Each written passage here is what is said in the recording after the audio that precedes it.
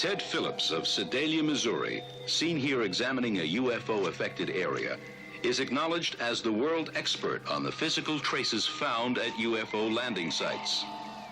Mr. Phillips is a research associate of the Center for UFO Studies and has conducted specialized research on the physical traces found at UFO landing sites for the past 9 years. The results of his research are files on over 1,480 UFO landings from 59 countries. Mr. Phillips has personally investigated over 500 UFO sightings and visited over 300 UFO landing sites. I've investigated a rather high percentage of these reports personally and have found a remarkable consistency in size and shape regarding the UFO scene and the ground effects resulting from that UFO landing. We find imprints left evidently by the landing gear of the object, some of these indicating tremendous pressure, great weight, generally found as 3 or 4 in number, arranged in either a triangular or rectangular pattern. I have talked with nearly 2,000 people who have had a UFO experience, and those people certainly have convinced me that something very real is going on. 80% of the descriptions of a UFO in Ted Phillips' files are of a disc-shaped object between 10 and 35 feet in diameter. Over 400 of the landing cases in these files involve more than one witness observing a UFO for longer than 1 minute at a distance of less than 250 feet. We're talking about people, police officers, clergymen, newsmen, business people, people in all walks of life from all parts of the country who have had real UFO experiences, and in many cases at very close range.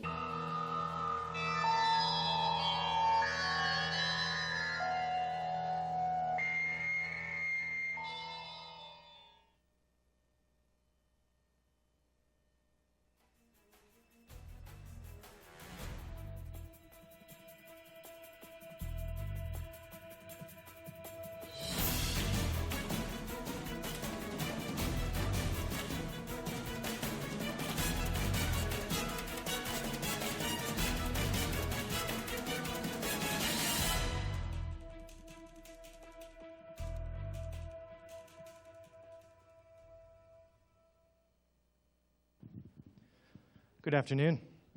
As you can tell from the video, you're in for a treat with our next lecture. I've had a special request from somebody who couldn't be here to read a very, very short introduction on who you're about to hear from. As scientists begin to take the UFO phenomenon seriously around the world, they will find a treasure in Ted Phillips' consistent and patient investigations of physical phenomena associated with UFO sightings. His documentation of hard traces, recordings of anomalous lights, and measurements of mechanical and electromagnetic effects constitute a body of data that deserves their full attention. Dr. Jacques Vallée. I couldn't have said it better.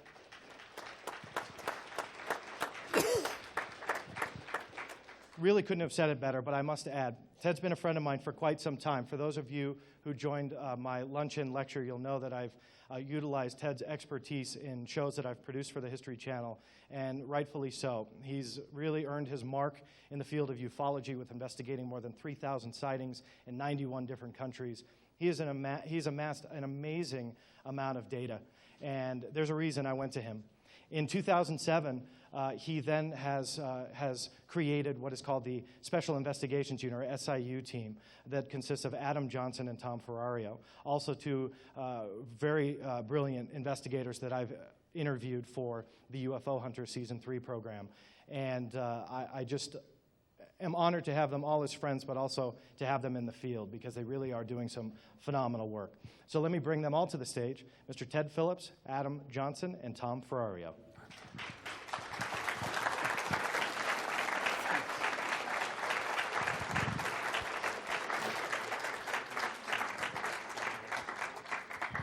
Thank you. Thank you. This is Tom and Adam, and it's a great pleasure to be here. Actually, at my age, anywhere. I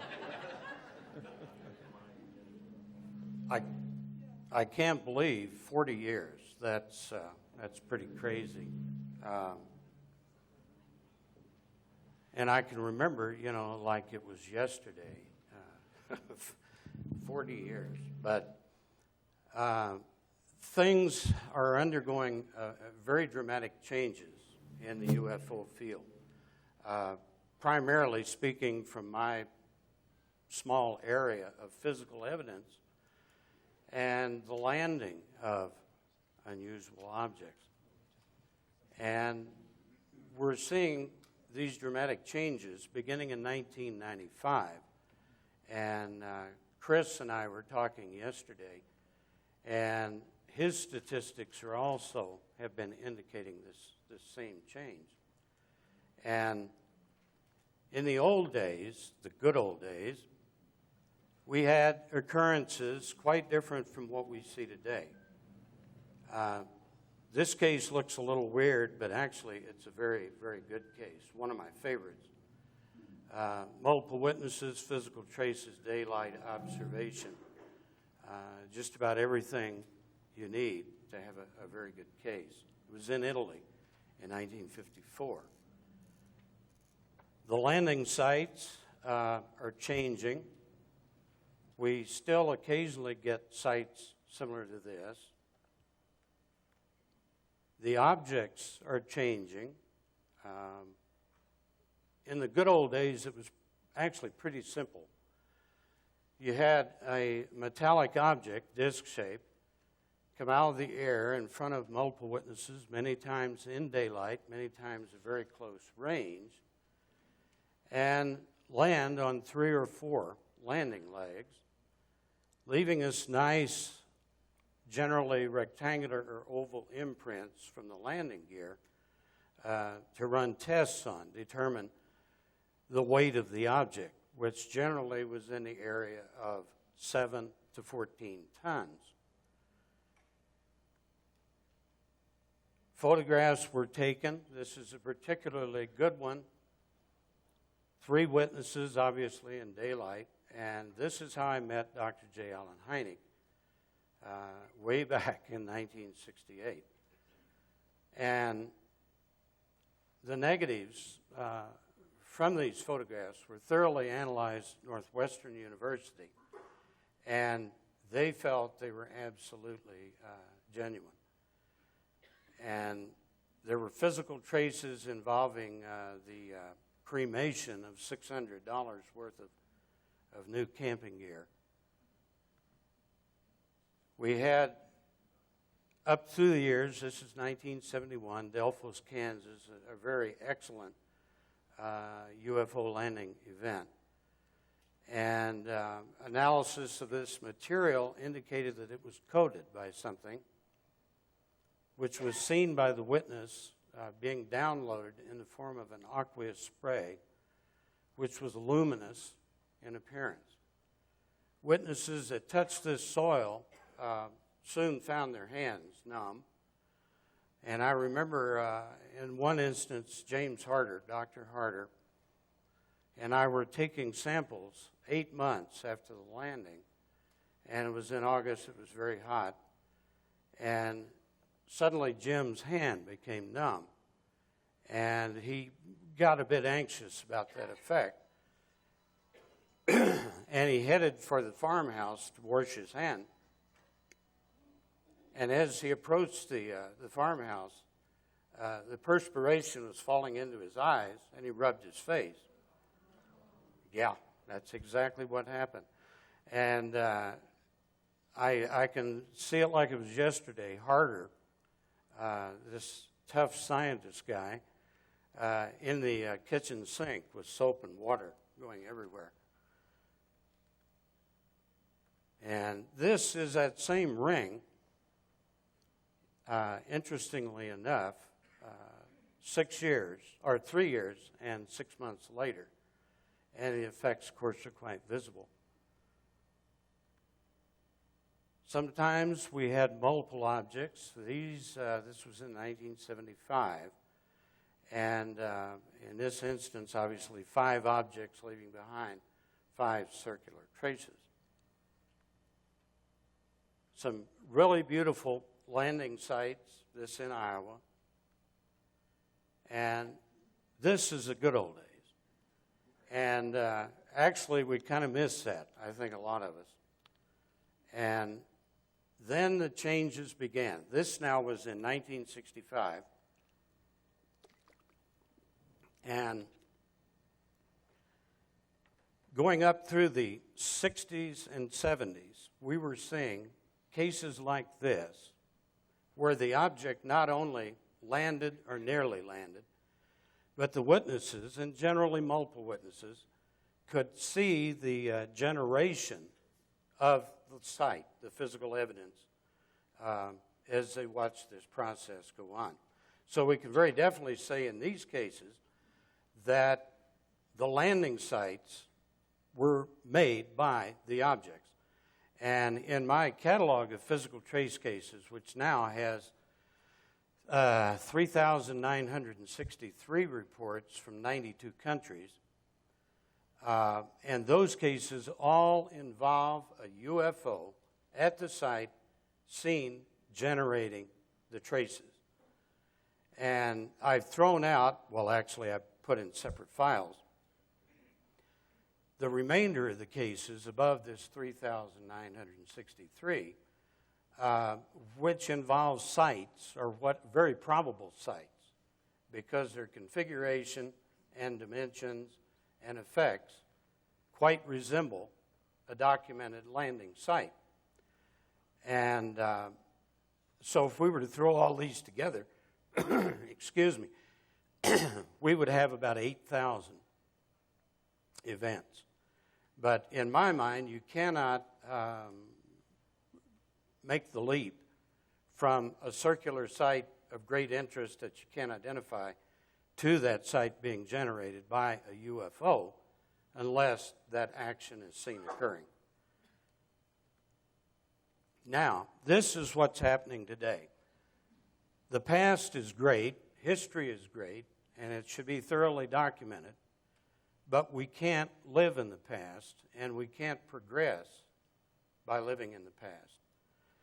And what we've found with our small team at what we call the Marley Woods site are some truly incredible events. In 1998, I was contacted by some of the property owners to come over and have a look at what was going on. And I almost didn't go because there were no trace cases. And then one of the owners mentioned, well, I do have video. So I thought, well, okay. And so now, almost 11 years later, we're in the middle of a living laboratory of ongoing activity. And it wasn't so many years ago that if I talked to a UFO witness, and in the discussion the guy would say, 2 weeks ago I saw another one, and I think it was 3 months ago I saw one, then I would start out of hand rejecting this person as a credible witness, because I just didn't believe at that point in time that these things could be that repeatable in a given area. And boy, have I changed my mind now. The Marley Woods area is some 2 miles east-west, 3 miles north to south. And in the past 11 years, have gathered over 700 cases, 700 known events involving 226 witnesses. And these people are lawyers, bankers, ranchers, farmers, you name it. And the really cool thing about that, of the 226 people, not one has reported an event publicly. And after a good long period of time of developing trust with these people, they now supply us with any and all events that they witness, and they put us on additional witnesses, of which I'm sure there are many, many more. So it's quite an incredible place, and it gives us quite an array of events. It pretty well runs the entire spectrum of UFO events. there have been no abduction cases that we know of in this area. And that's about the only thing we lack. There have been no observations of the little guys, but there have been reports of not so little guys that are pretty weird. And now, this first group is what we obviously call the ambers. And these things appear to sort of unwind in the sky, sort of like an old-type camera shutter as you open the lens. The leaves open. The thing is there. It's very, very bright, but not bright to the eye. It's a soft, very bright. And the color is extremely odd. It's a combination of yellowish orange, no sound. And the first time that after many months of going down there, the first sighting I had, the property owner of what we call Site 1, and I are standing by a windmill, and it was still daylight, and very nicely lit sky. And suddenly he says, there they are. And there were 3 of these things in a perfect horizontal row to the northeast. Then a 4th object comes on in the east, followed by the 5th, which was much closer than the others. And, I was totally startled. If it had been a metallic disc with little guys crawling all over it, I would have been fine. But to see something that you totally did not expect and had never seen before. And I have to admit it, it's a little embarrassing, but I've been embarrassed a lot of times. I stood there and I watched, or we did, the 5th object, which looked to be about 12 feet vertically, about 8 feet horizontally. And it was filled with this intense yet soft amber. And coming around from the top down in kind of a U configuration was the darkest band of red-purple of a shade that I have never seen before nor since. And the top of this was open, filled with the amber. No parachutes, no engines, no wings, no means of support visible, and absolutely silent. And to stand there and look at these things suspended in the air with plenty of light to have seen anything that might have been holding them up there. I had a camcorder which was pointed at the ground. And I shot 1 minute and 37 seconds of gravel.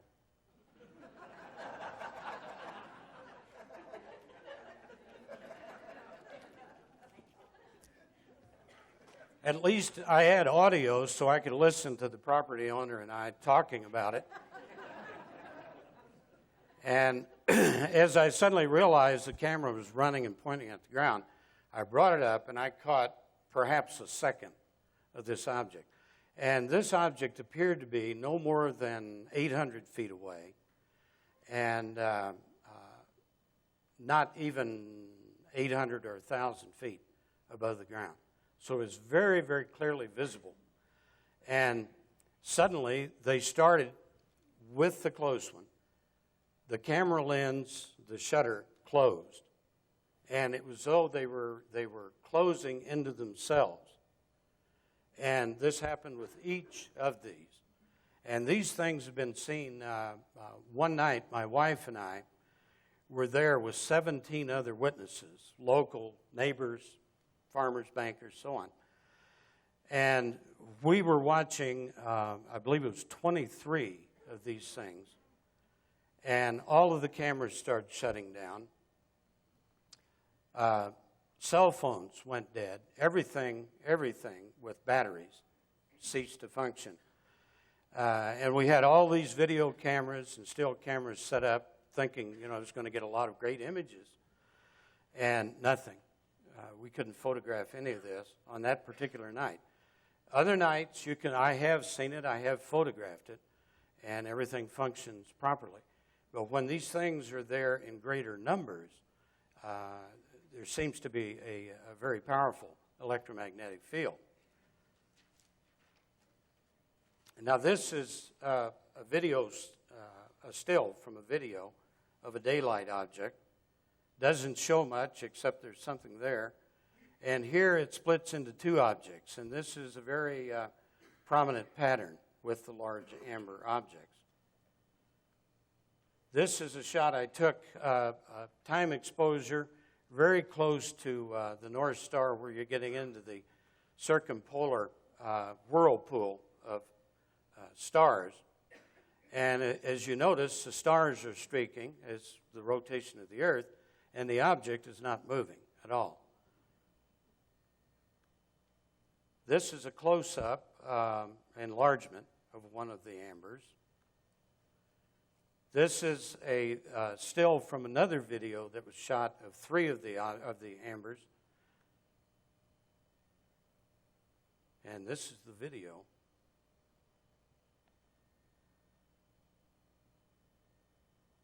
And these were seen by 24 witnesses on this particular evening. And of course, you're not seeing the color, which is really too bad, because that really heightens the strangeness. Now, Adam Johnson and his brothers managed to get some beautiful video of a series of these ambers, and I want him to come up and tell you about that. Thank you, Ted. Basically, it was last year, back in May, I was doing some wedding photography in the area, and after I was finished, doing that for a day, I made it a priority to really get over to Marley and try and set up some equipment and stuff before nightfall, in hopes of trying to capture some of this stuff. And because we're all pretty much in agreement that if you have a 24 presence there, 24-hour, 24/7 days a week presence there, you're bound to get something almost every evening. And so I set up my equipment to actually image a different type of object that is prevalent there, which is known as the mystery light. And I positioned my imaging equipment to photograph and record video of this. But I was actually surprised that a different type of phenomenon, the ambers, started up. And so we were pleasantly surprised, to say the least. And so I'm going to show you this, I guess, about a 5-minute clip. And I will point out some stuff and also recap kind of the events that unfold. And so enjoy.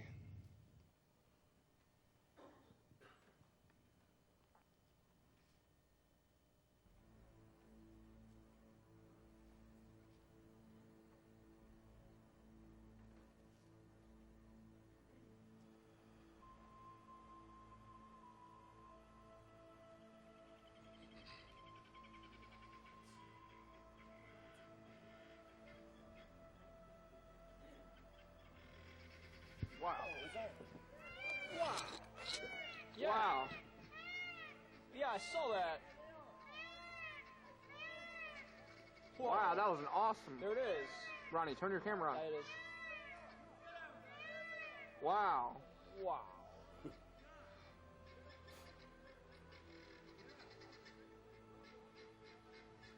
Yeah. We heard that rumble, too. Yeah. Josh didn't get to see it? No. That was incredible. Josh, did you get to see that? There it is. Wow. Whoa, whoa. Wow.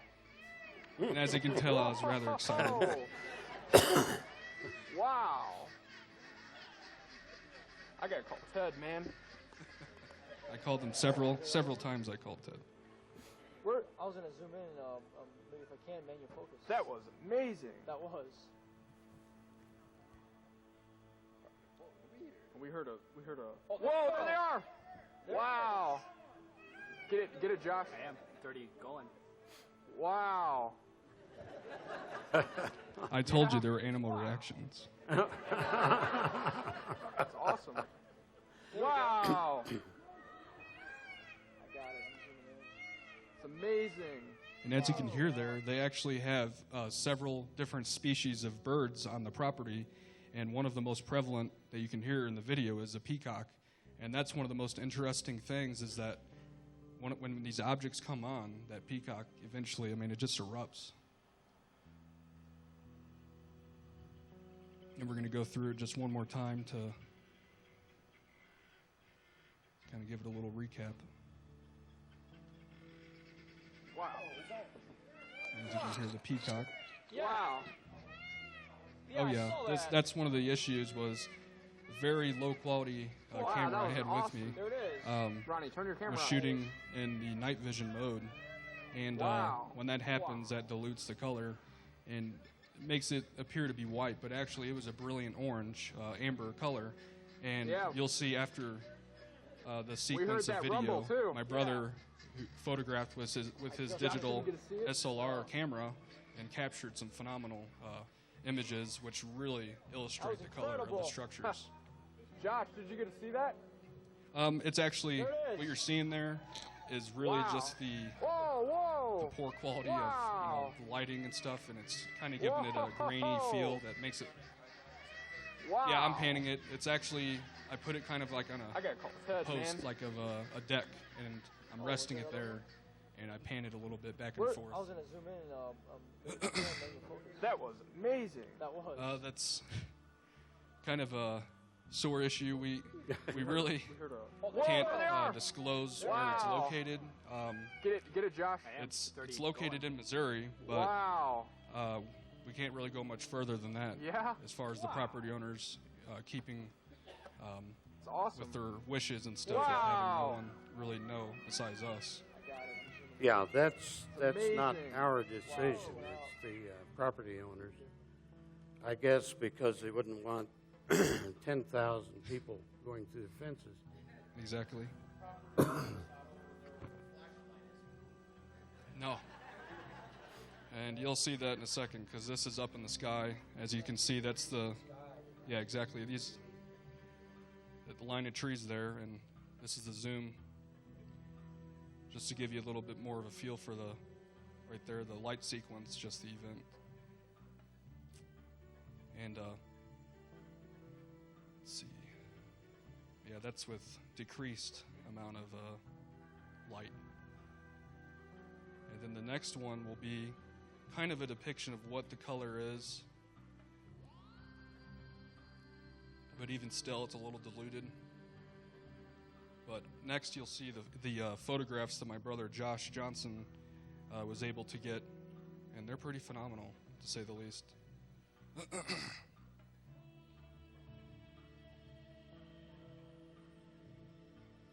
And you can see the trees there, and there's the object. And the tall guy with the flashlight. Yeah, exactly.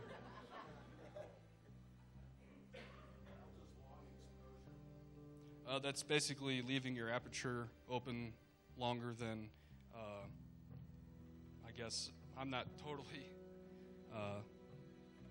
really knowledgeable about that. Yeah, those were not long exposures at all.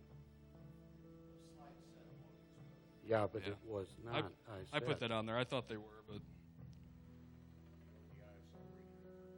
I think he was shooting 800. Yeah, that's.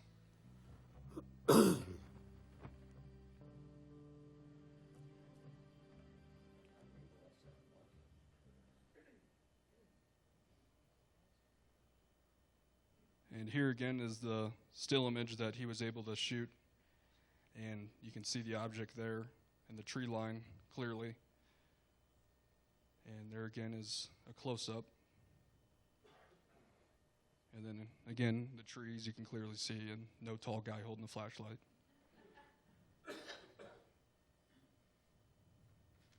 And that's pretty much it. Thank you. Thanks, Adam. Sure.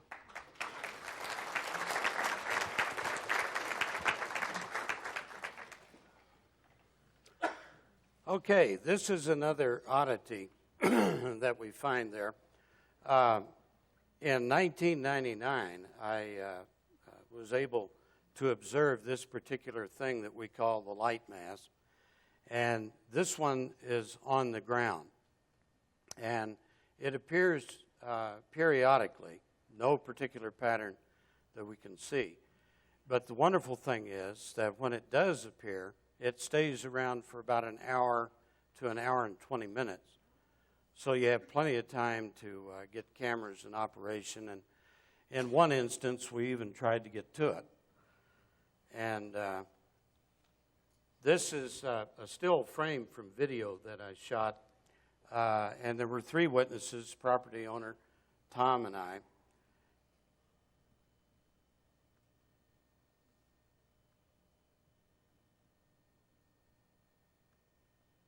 Okay, and this is a sort of daylight shot showing its position. We've actually been able to go over into that area, and it appears the object was located 0.8 of a mile from the camera and was sitting right behind some thin trees. And behind those thin trees was a increasing in elevation field, so it had to be no more than 100 feet maximum behind those trees. So we've got the area pretty well down, and we're working on establishing pretty well the exact location. Now this, again, these are all stills from the video, and it goes through varying degrees of brightness.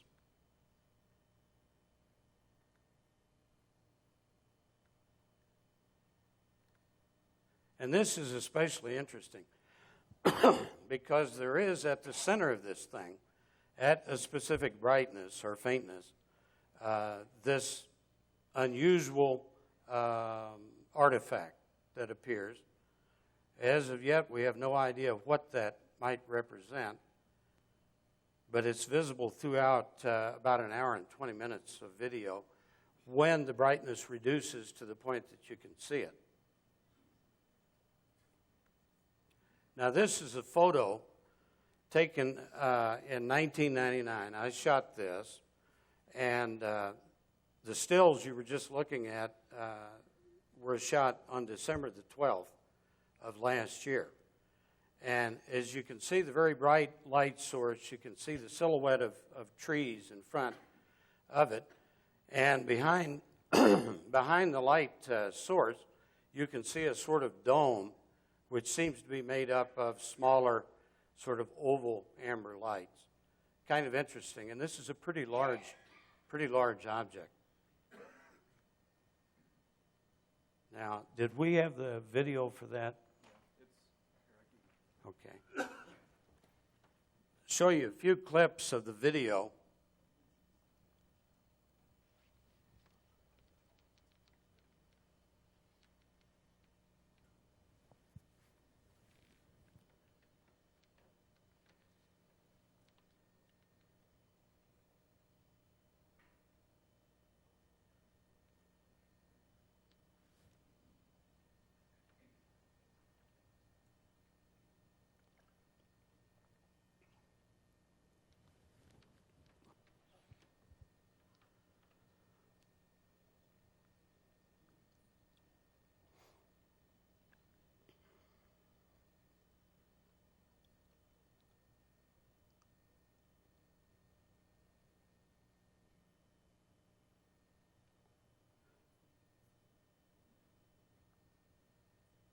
Now, after shooting several minutes of video from this distance, the property owner and I were talking about the initial sighting in '99 of this and the fact that it stuck around for over an hour.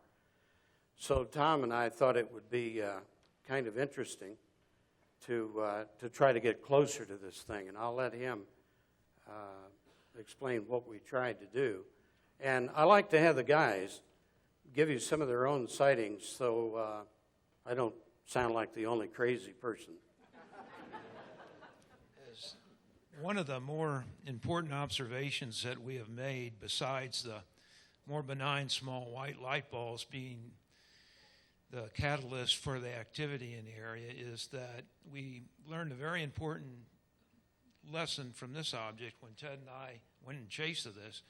We were in radio communication with the property owner at a good vantage point.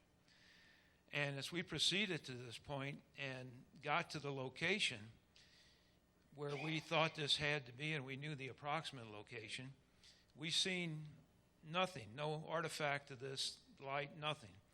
And while we were in radio communication with the property owner, I backed up and he seen my brake lights in proximity to the light mass. And we had no knowledge that we could see no artifact of the light. So that taught us a hugely important thing, that at times these are directional.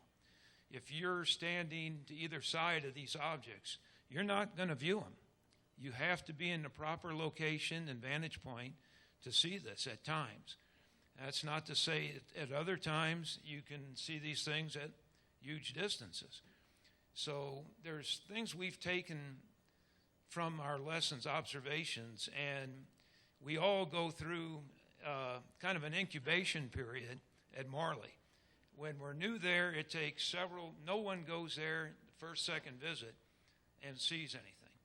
It's like when it deems we're worthy of this, we're through our incubation period, maybe 7, 8 trips, in my case probably 8, then you start seeing things, and it gets more frequent to the point when the people that have been out there, we can pretty well, it's why it's so important, we feel, to have a sustained presence out there, because just a random opportunities that we can make it out there, we usually come away with something. We come away with either photographs, personal experiences, which there has been many of late, and pretty dramatic ones to us. So putting in short, these things in reaction to the witnesses, they do show intelligence, and there is an intellect there. And that's one of the more dramatic things observations that we have made at Marley. Yeah, and tell them about the light ball that we saw. Yeah.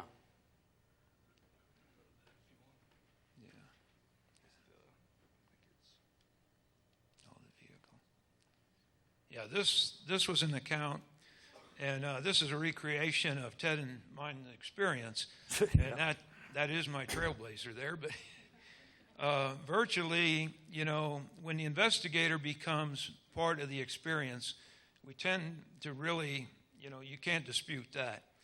And virtually, Ted and I were at Site 3 in an investigation, and we were leaving it at the end of a long night, and we're coming back on a private dirt road, dead-end road, and you're talking in a 1,000-acre ranch, no possible way anybody else in or out of there in a vehicle, and a light comes on behind us, and just as similar, and I hate to draw the resemblance to the Close Encounters, but the light mass came on behind us, illuminated the vehicle, intense white light, and of course I asked Ted, "Are you seeing this?" And he says, "Well, heck yes, I'm seeing this." Well, he was looking out the rear view mirror. I was trying to see in rear view mirror, turn around. And just as the apex of the light comes up behind us where we could see the main light mass, it snaps out. And we jump out of the vehicle, run down the road towards it, nothing. So that's one of the personal experiences that Ted, among others, that one of the more dramatic ones. And then Adam and I will go into we spent, part of the research is spending long, cold nights in deer stands. And after about 4.5 hours in 10 degrees, and anybody that hasn't been in the field and research, this is a little bit hard to understand. You're supposed to be professionals. But again, 4 hours and we're just about to call it quits. And in a 7-acre field in the middle of a ravine, this light, that's an approximation of what happened. And you can see the deer stand on the edge of the field, 7-acre field. this light source illuminates, pops on, and I called Adam's attention to, and as he looked at, I thought he was going to look at my vantage point, which is extremely good. He looks behind me and is monitoring the light source while I'm monitoring the light beam in the field. And this extreme white light, brighter than highs on a truck, shining out into a 7-acre field, going across probably 100, 150 foot into the field, illuminating the timber on the other side. And I'm wondering, did Ted drive his car through the field or what's? Because Ted was at another vantage point. And just no sooner than I said that, the light starts panning the field. And coming across the field from, like it's on a pivot, like a spotlight, across the field, and just as it starts coming up the bank towards the deer stand, it's out. It just extinguishes. And just that quick, it's over. Now, the only thing, we did go out the next morning there, and it was very beneficial. There was a light snow. We went out, tried to get out in the location and vantage point, and we actually tried to film geographically so we knew exactly from that field to timber where the source was. We got to the exact source, approximate where it was. Of course, no tracks, no possible way, the height of this object in the timber. There's no, rational explanation. And that's, did you want anything to that? Yeah, and the embankment that separates the field and the top of the ridge is, I would say, probably, the angle and the steepness there of that hill is probably 60 degrees. And for anybody to try and bring a vehicle or anything in there to get this effect is virtually impossible considering how dense the timber is there. And Ted's location from the edge of there was a couple 100 feet back, and he was in his car, and his car was turned off, headlights off the entire time. So he actually had covered that entire area between us, and that verifies exactly, what correlates well with what we saw. And we walkie-talkied to him during this event and said, Ted, so I guess it's a little cold for you. You're heading back home to go to bed? And he said, no. And that's pretty much when it was a little too late and everything kind of just, blinked out. And we didn't get, any photographs or video. But, this is, just one of those things. It's becoming more and more common. Like Tom said, prevalence of this phenomenon occurring when we come there. It's just, and it seems to seize the opportunity to take place at your weakest moment, and it's pretty phenomenal, to say the least. And, Adam mentioned that it reads your weakness when you least expect it is when it's going to occur. At the end of, 8 hours at night, or when you're about to call it quits, that's when you should be prepared, because that's when it'll happen. And it just, one of the greatest observations we have made that there is intelligence behind this, and that's the only observation, it's as far as we can go with that. It seems to be some form, we've had an observation possibly of an ROV type vehicle, which, as our technologies have increased, they lowered their risk factor and went from the nuts and bolts, what Ted dealt with years ago, the structured craft, into a low risk factor using natural elements, whatever, for an ROV to gather intelligence in the area and deal with us. So, but we absolutely feel there's an interaction with all of us when we're out there. But it's like anything else. It takes work, and that's... Thanks, guys. Thank you.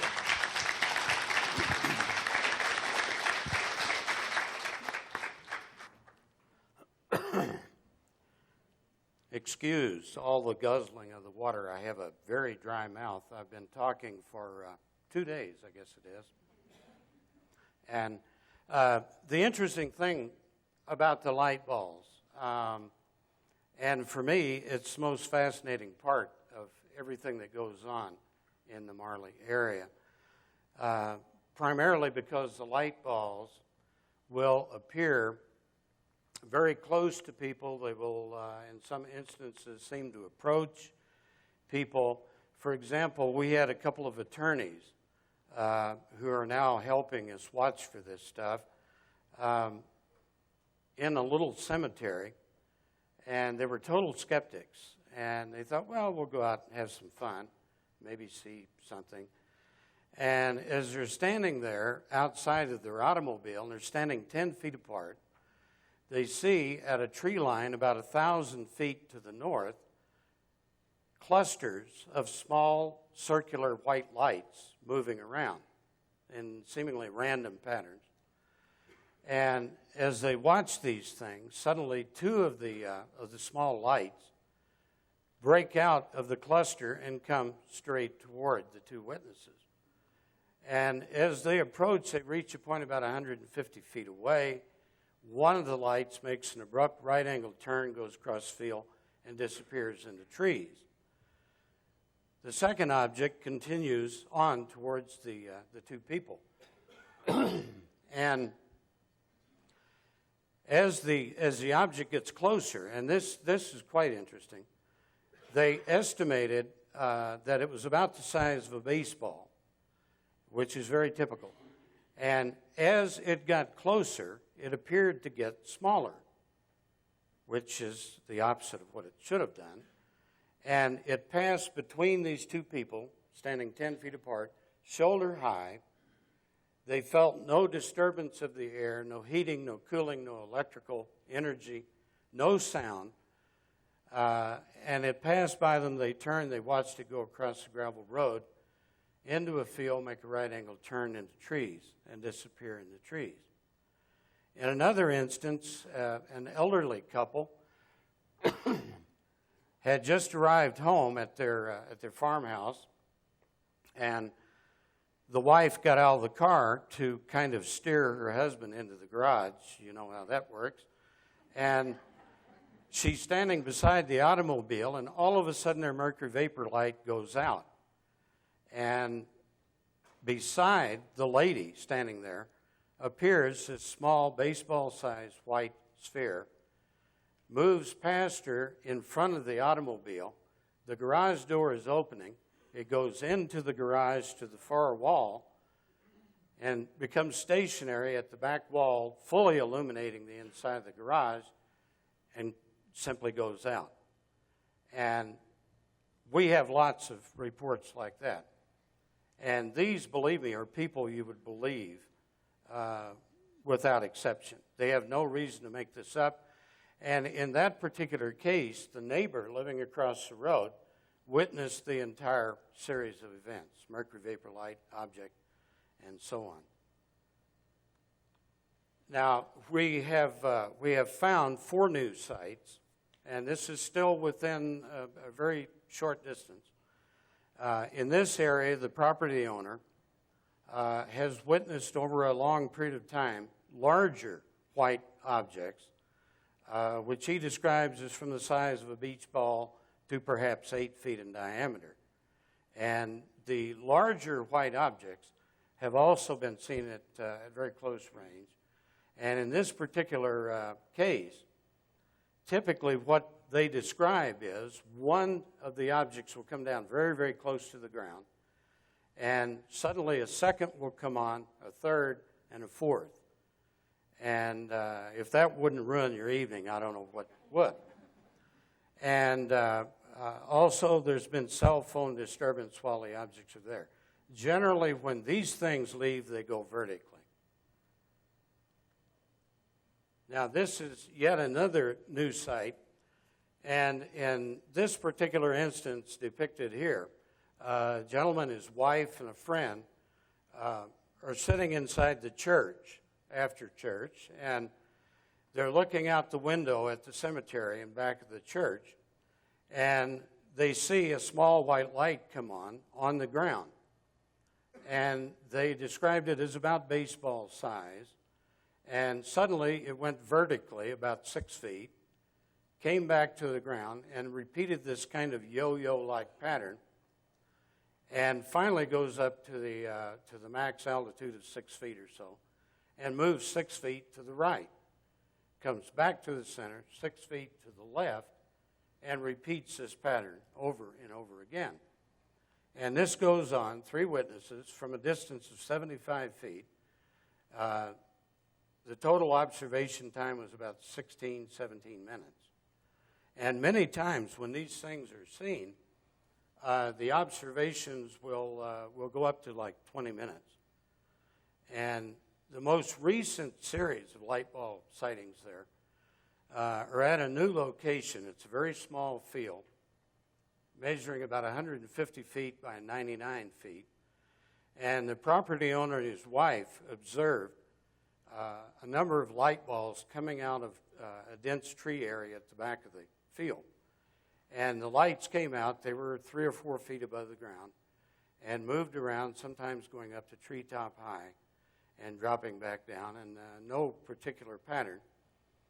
And they watched those for about 20 minutes. And the next night, they saw 2 of the light balls come out of the same area in the woods. One was the size of a baseball, the other about a basketball. And they cavorted around for about 15 minutes.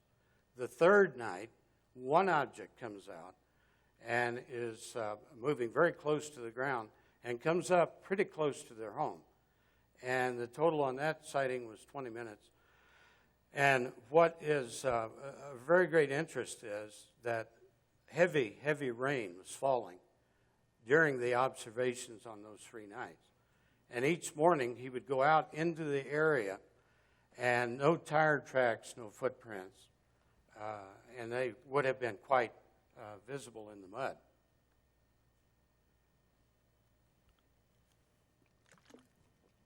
Now, what the property owners started calling the mystery light is an object of which we have 186 known events. It comes on in random fashion, but it appears in precisely the same area right at the treetops to the north. And this is that location recreated. It's quite bright sometimes not as bright. It remains stationary in the treetops. We've shot a bearing line out past the tree ridge for 56 miles. And there are no roads, there's no light source. There's absolutely no visible means of the creation of this thing. This is a photograph that I took of it while it was in hover mode. And we were shooting video one evening of this, and we were shooting it on 3 different camera units, and pretty good stuff. And we always supposed that the things at the end of the sighting, which sometimes would be 15, 16 minutes, that it simply winked out. And we have that video.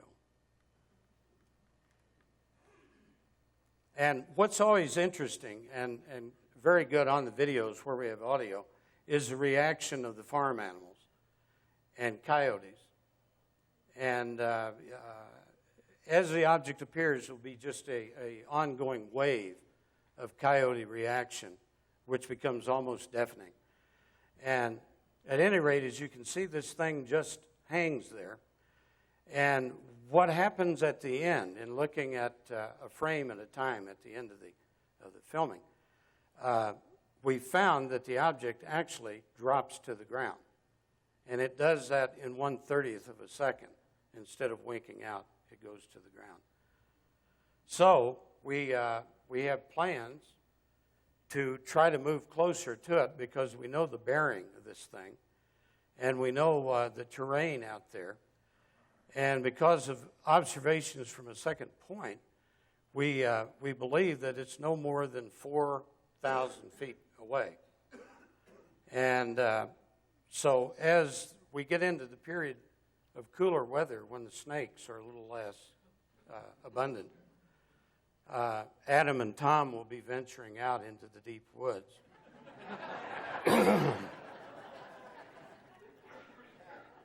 Hey, I'm an old guy, you know. Okay, mystery light at regular speed.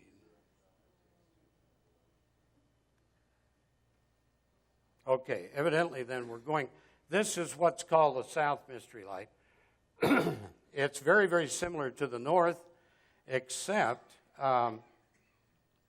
it tends to move higher into the sky. And on this particular evening, all I had was a handheld camera, so the images are not spectacular. And as it reached a point overhead, it went from the orange amber color to what appeared to be two circular, dim, white-gray objects.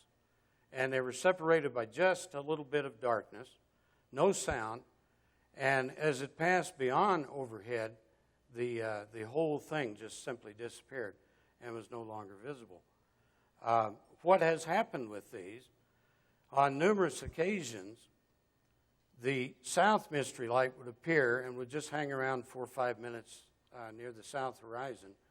Then it would move up several degrees into the sky, become stationary, then move on until it was due east of Site 1, visible for about 15 minutes, and shut down. The instant it shuts down, the North Mystery Light appears, and on those occasions, it slowly moves over to the same area where the South Light disappeared, and it blinks out. So, don't know what's going on there, but it's interesting.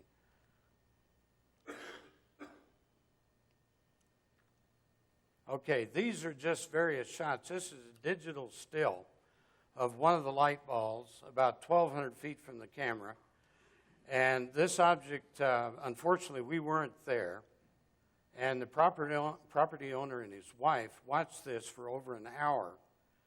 And, of course, we were wishing they would have tried to get closer.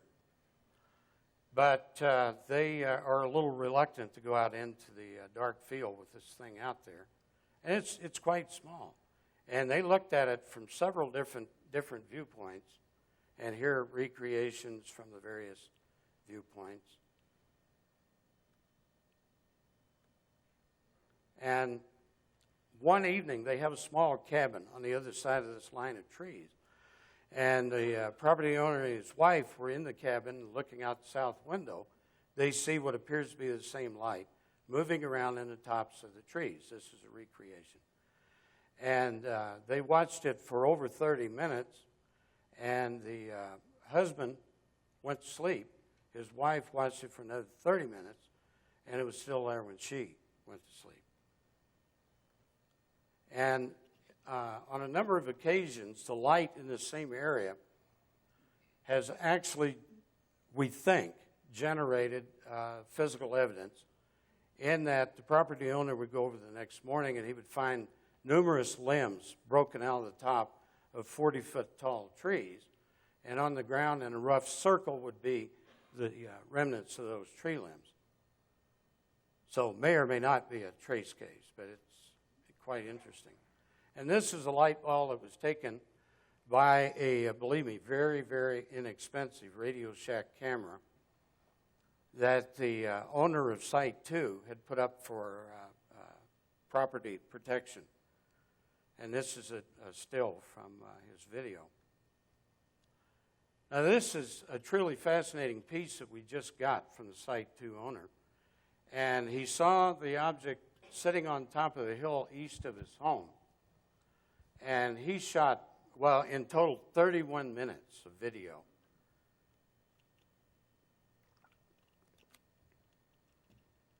If you look at this at the right resolution, you can see a kind of tubular protuberance coming out of the right end of the object, which seems to be rotating. Now, what happens is the object starts moving, and these are shots. This is a hardline camera, and he moves it into the upstairs of his workshop, and this is the object with some tree limbs visible.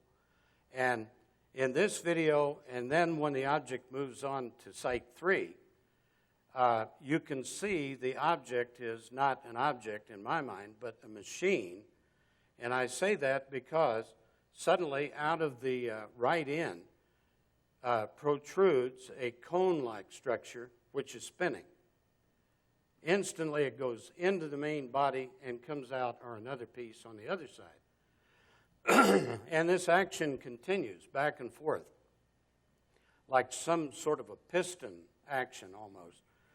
And it is truly fascinating to watch. Now, you'll not be able to see that on the big screen, but on the laptop at full monitor resolution, you can clearly see this action going on.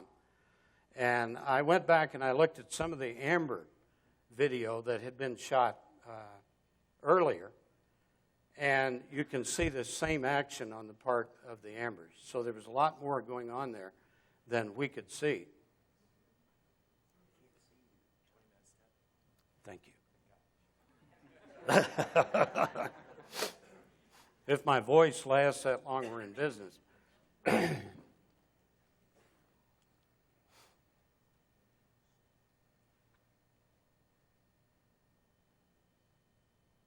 Now, looking at this monitor, I'm sorry, folks, but I can see all that action going on. It's really good. See if I can move on.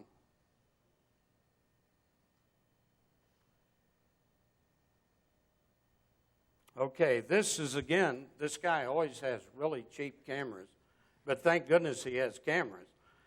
And around his place, which is a junkyard, and I mean that in a true sense, and he has the dogs to go with it. So, but they have had a lot of observations of the small light balls on the ground, coming up from the ground 2 or 3 feet, following them from window to window in the house as they move through the rooms. A lot of really incredible sightings. Generally about baseball. Yeah. They're typically the very small ones. And I have to tell you, while this is going on, that I had a video unit destroyed by one of these things. It was a beach ball size that went over the camera, which was operating before 3 witnesses. And as it passed over the camera, it actually dropped down and made a supreme left turn to avoid trees and moved on back into the south. And the property owner and his wife and the caretaker run over to the camera thinking, boy, have we got video now. And the tape was ejected, and alas, the camera never operated again. And I had 15 extra tapes. They were all ruined. And I took it to a good friend of mine in Branson, who's an electronics expert, and he checked over the camera thoroughly, and he asked me if I had put it in a microwave oven. Now, these are stills from some of the light ball at Site 2. Now, this is a video that we acquired last October 25th. A family of 4. The first time they live in the area, but it's the first time they ever went to the small cemetery where you see a lot of action. And I've been there a lot of times, and I've never seen anything like they did. And they were there 10 minutes, and a small object appears and cavorts around, and then we see part of 15 minutes of the best video I've seen of light balls. This is a recreation. Oh, now we're back to the attorneys.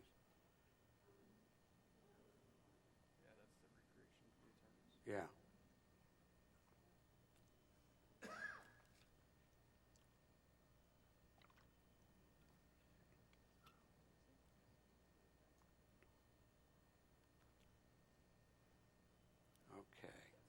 Okay.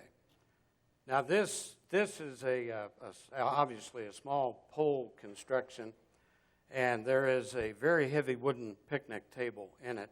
This is adjacent to the cemetery. The family of 4 were in the position of the camera in this photo, and listen carefully to the people on the video. What was that?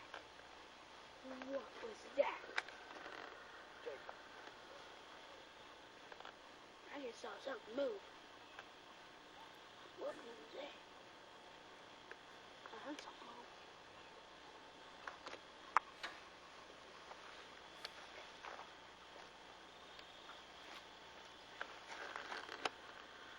Oh, there it is.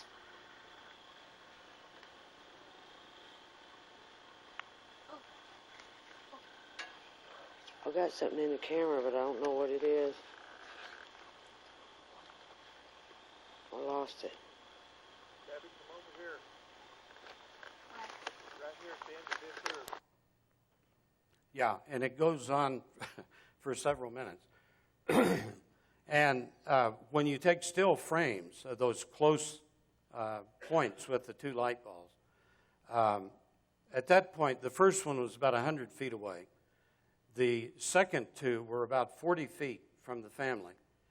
And when you take digital stills from the video, you can see multiple colors. And you see a cloud-like structure in each of these balls with a very bright light source at the center. And it's completely different from any impression I had ever had of the light balls, in that they have this very dynamic and changing from 1/30th of a second separations, different colors, constant changes, and pretty incredible dynamics, very clearly visible in stills of this stuff. And the light balls are actually, I don't want to say they're common. I can't imagine that becoming true. But one evening, at the Marley location, you have very little cell phone reception. And it was about 11 o'clock at night, and I had to, of course, check in with my wife. So I go out into one area where you can get pretty good cell phone reception, and 11 o'clock at night, I'm talking to her. And all of a sudden, coming through dense trees, about 60 feet away, are two of the light balls, side by side, about 3 feet apart, 3-4 feet above the ground. And they look very much like the headlights off of an early 1930s automobile. Sharply defined, perfectly circular. And the lights were not bright, but they were a kind of faded white with a tinge of sort of yellow. And they're moving along, and I can see them bank over and go around a tree trunk, come back in, fly on, and on one occasion they went on each side of a tree, so there was no connection between the two. And I watched these for about 2 minutes, and what's interesting is it didn't even excite me, and I can't understand that. And I'm telling my wife, you'll never guess what I'm watching. And the fascinating part of this, these things were moving like an ice cube sliding on ice. The motion was so incredibly smooth, and no bobbing, no weaving. And I called, to be sure, I called the Weather Bureau immediately, and they were flying right into a 40-mile wind, 40-mile-an-hour wind. And yet it was not affecting these little headlight size objects. So considerable power, or really trick navigation. Okay, this is a still from the cemetery video. That's a still shot pulled out of the light balls.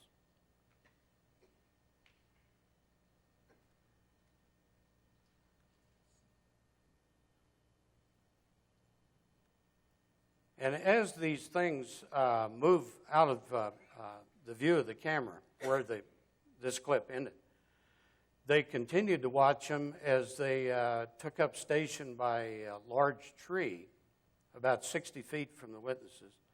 And it looked to them like a long white dress that was moving with this sort of emotion.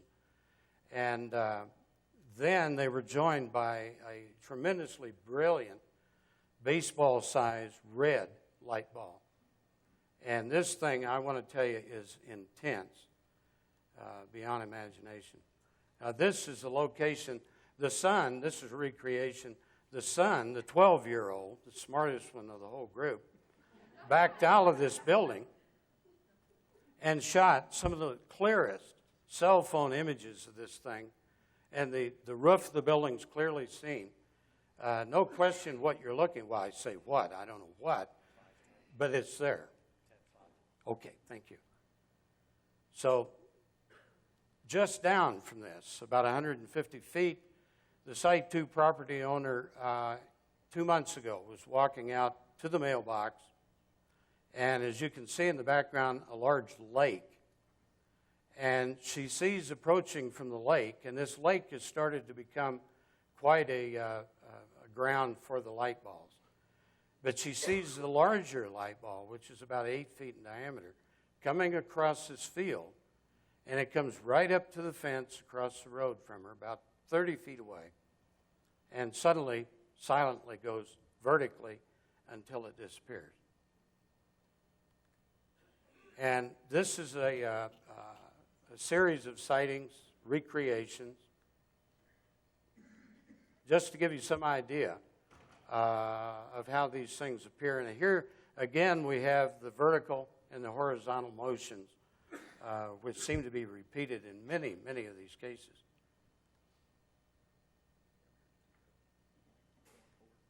Oh, okay. Okay, now we're not going to have time to really get into this, unfortunately, and this is some of the most interesting stuff. Sorry, but the Site 3 property owner has had some incredible events. He's had almost countless cattle mutilations, and there was a point in time not long ago when he had 6 calves killed over a period of 2 weeks, and he would leave the calves in perfect health with their mother. It's a locked, gated farm, and return the next morning, and all that's left of the calf is a skeleton. Nothing inside or out. And about 5 feet away is a burnt 10-foot ring. And this was repeated 6 times. 2 more 10-foot rings were found about 300 feet from the calf area. Now, this barn is of great interest. This is a bad story. The property owner had a very valuable prize horse, which he maintained in a tubular steel corral. And he goes out one morning, and as usual, he parks the pickup, he goes up, and he talks to and pets the horse. And he drives away for 15 minutes to another area of the farm. He comes back, and no horse. A section of the tubular steel corral is shoved to the ground, and no horse. And this is a very tame animal. And the barn is up behind the corral, and as he looks at it, he notices the 2 big wooden doors are heavily damaged and kind of pushed in. And he walks into the barn, and he finds the horse. And the horse remains were pieces of the animal and blood all over all of the walls. And, this dramatically affected the property owner, and as you might imagine. And he said it looked like the animal had just exploded inside this barn. And he has had recently instances where a very tame herd of cattle becomes very nervous, very anxious, and uncontrollable. And they break through the fences, the gates, and so on. And he's thinking, I'm going to have to get rid of this entire herd, because he couldn't even approach it. And he's standing one sunny afternoon in an upper field, and the herd's in the field below him. And suddenly, he said, something started herding these cows together into a very tight group, something he couldn't see. And then they were herded into the corner of the field and held there by an invisible something for 45 minutes. The next day, he took the animals, which was quite a task, and sold them. And fortunately, he's bought a new herd, And so we're quite anxious to continue watching and see how long it takes for this effect to appear in this herd. So I guess that's a good place to stop, as we're about to go over. And so anyway, it's a fascinating place. There's so much going on. We could talk for a couple of hours or more. And so what we're trying to do is maintain enough of a presence that we can begin to gauge patterns. A good friend of ours is developing a computer database of all the events, and so we can more insert ourselves into an area of activity and be there when it happens. And we've been successful in a number of instances. And what more could a UFO research team want than to be there while it's going on? Thank you.